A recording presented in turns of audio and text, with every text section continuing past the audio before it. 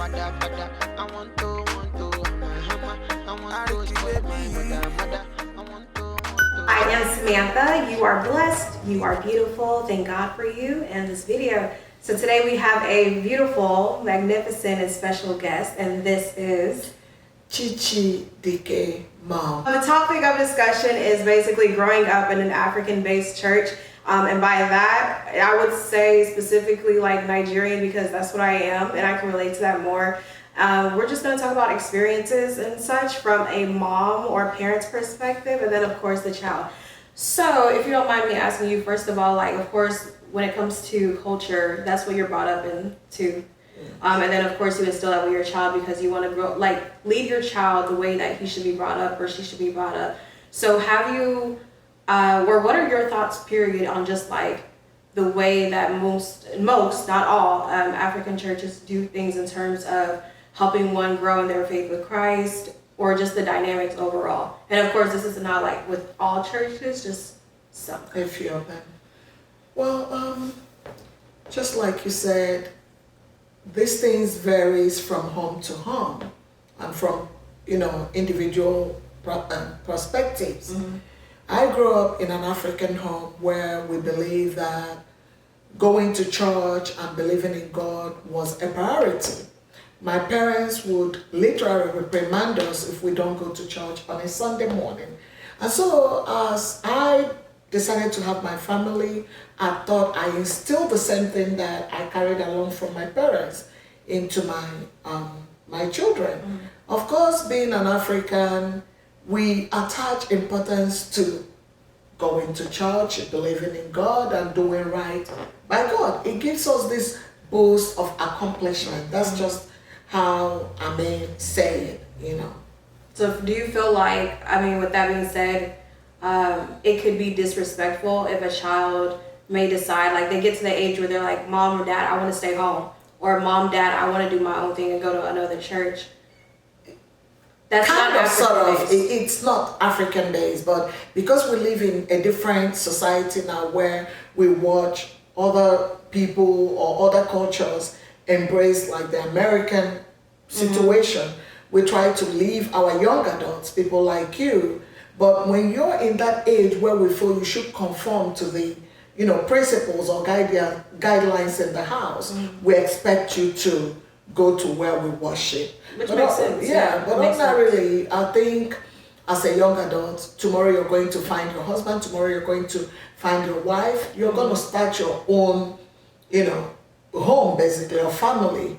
You should go to where you feel that, okay, spiritually I will be uplifted, so I may go there and worship and hear the word of God. So how would somebody come up and do that? And the reason I'm asking is, okay, for example, there was like a time where I just started, like, I just did my own thing. I was like, I'm not about to go anymore. Like, I don't know, with me, it's not like I'm against going to Nigerian churches, because like, if there are some, like, a lot of them mean well too, but it's just one of the things for me where I don't see how some pastors say one thing, but then they're not showing that to their church. So for example, like where I go right now, you can tell like the pastor makes his vision clear, like love God, love people, change the world, know your purpose, go through 2 classes where you can see what your purpose is, because I feel like at the end of the day, these are souls, and you want to do whatever you can for your congregation to grow. And I've realized, well, at least for me, I feel like I become very stagnant by going to certain churches, just because it's like same thing over and over. It's like the pastor is on this, I don't know, Abraham Lincoln kind of monument where he's like untouchable, and like that doesn't sit well with me. For example, like a lot of churches, and this was like a turnoff, is just the fact that they'll say, I don't know, like there's somebody here with the first name J, or it has the letter for J, and you've been going through hard times. So if that's you, come to the altar and sow a seed of $1,000, and then you'll get your breakthrough. Mind you, I feel like that's also not compulsive, but like obligatory kind of, like pressure. When I know, like, I don't know where, I think it's 2 Corinthians 6:7, it talks about like you should never give out of compulsion, and you should give, like, be a cheerful giver, because and from your heart. And from your heart, exactly. I feel that in a way we were brought up to believe that a pastor or a reverend or a bishop should be someone that you look up to. But there should be a barrier, meaning that this person is so respected. Your parents will make you believe that that's another mini God, if I should borrow that word. So he shouldn't be somebody that you can commonly see. Do you get where I'm coming from? Yeah. Whereas in this culture, you can just be standing on the hallway. You see your pastor and you give your pastor a high five. So I am not going to say that ours, how we grew up or how we saw these clergymen or men of God, that is wrong. No. It's because the culture taught you people to, look at people like people. But my culture, growing up, did not show me or teach me that, you see. So that's why probably you feel the need to see this diversity in attending in another church or attending another church, that it is a better way to look at a man of God like an ordinary person, which that person is, in all honesty, But I will still not trade the way I look at men of God in my culture or in my view. To have respect for them. Yes. I think it's also one of those things too where you have to ask, am I growing? Like, am I getting closer to God, or am I just going because... Sometimes it's actually exaggerated. You go to most African churches, not all. You see that it's more like a fashion parade. You don't see that love. That's how I look at it. Because you go to a church, there's a vacuum missing. You go to a church where, like you just started with, a pastor not knowing who you are. You'll be lacking things spiritually. You will be lacking in finance. Yet, a man of God or woman of God would come. You're like mandated, literally, to come and sow a seed of X amount, even if you don't have. Which is wrong. And so you're compelled to feel ashamed or embarrassed to even be in church on that day. If they tell you, oh, Miss so-so-so is coming today as a woman of God, or Mr. so-so-so as a man of God, you look at your pocket, you say, oh, I only have $1. Whereas these people are expecting that you sow tremendously. What are you going to do? You're going to back away and stay at home. We shouldn't be. I think in churches they should search for the soul more than what we have in our pockets. I agree. Yeah. I agree. So would you be okay going to other people's church like that are not African? The reason I say this is because, for example, when I invited you and Dad to like my baptism thing, We were there. no, but when I tell you the morning of and the night before, I was praying. I was like, God, I don't know what's going to happen, but like, let them not judge. I said, let them not expect like some flamboyant thing, because I just felt like if y'all were to go, y'all would be like, I'm not going to come back. Like, you guys would be close-minded. And it's not just y'all. I think just African parents in general. And I don't think it should be this way, but I feel like generationally, there's things that were passed down that are just toxic in terms of even like within the church. So people are judgmental or prideful. That's what I was going to say, that Africans, period, most of us, because it will not be fair to just categorize, but 80 to 85% of Africans born in my era and older, we are naturally judgmental. Ranging from when you see a human being walk down, you have stereotype based on their attire, based on how they walk, based on how they talk. So we carry that everywhere we go. For instance, like you were referring to the day you got baptized, when I got there, of course I looked at your dad, he looked at me, it was like, what are we, literally we just said, what are we doing here? Yeah. But we looked at it again, you're becoming, a young lady, doing your own thing, that, hey, we should just let you be. And that's why we have not said anything against it, because you are growing and we can see that every day you go there, you're feeling something. And I think that's more important than thinking, okay, is this an African church or, another cultural church, That's But how was your experience? Oh, it was good. I think, remember after that we visited, during the summer, we all went there. I think I like it. It's different from us. I'm used to a praise and worship where we dance and do some things, that is typical. And so even when I go to church, I miss the praise and worship part. To me, it's like Why am I unfulfilling, yes. So, but you guys, you're used to a certain thing. So, neither here nor there, they're both the same thing. That's good. That's good.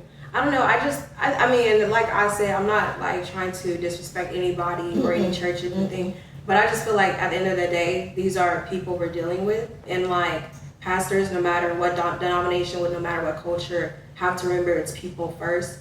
Because personally, like exactly, because I personally don't feel like that's evident in a lot of these churches, and I don't know. I feel like if churches were to, or certain churches were to like analyze what they want in their place of worship, see what's outdated, see what they can keep, because of course like praise and worship for sure, with a lot of African churches, even African churches, they teach you how to pray, because I feel like even American ways, it's like thank God for this day, amen.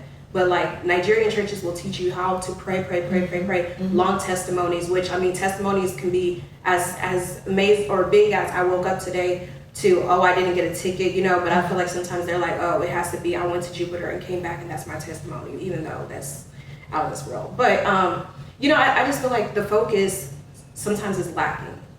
And if a lot of Nigerian churches or pastors at least were to see what is going on in modern age and incorporate that with their churches, I don't know, I feel like the congregation would actually enjoy going to certain churches more, because it's like you care about me as opposed to you care about my check. Especially the young adults, because they kind of are drifting away from that home church that we raised all of you in, for the simple reason you guys are feeling that you are not adapting to the concept that we have, so basically the heart, the soul should be paramount, should be something that the men of God or women of God should be asking for religiously, and not thinking of, oh, how I would recoup money from these people to build skyscrapers. And they may not mean that intentionally, but yes, but yeah, because if you're coming to a church and bringing somebody only for the person to keep asking and asking, okay?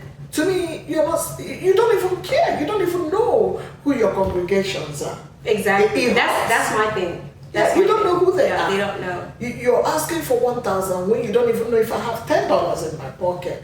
So, and you put them on the spot. Oh, come and sow a seed. This group, come and sow a seed. If you see somebody sitting down, to you it's a taboo. That shouldn't, it's very unfair. That's basically it. Did you want to add anything else? No, the only thing is that be who you are. Never let anyone control where you go to get that peace and, love from God.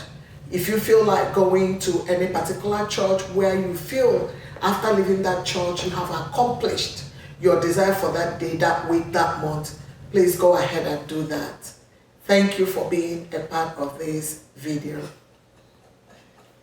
And also to the aunties and uncles, if you ever watch this, remember, like, you come first, and there's other preachers out there that can also pour into you. It's hard to break away from what you're used to, but the thing is, we're in the modern day times, and be open to hearing what other people have to say. Be open to dismantling generational cycles that might be toxic for you, and actually think about, like she said, your heart, your motive, and what you're actually, how are you even growing? Like, have you grown? Do you even know what your purpose is? Do you know what God's called you to do? Or is it every day? Like, I don't know. I just feel like a lot of aunties and uncles, like, I keep saying, like, I feel like a lot of aunties and uncles just tag along. Yeah.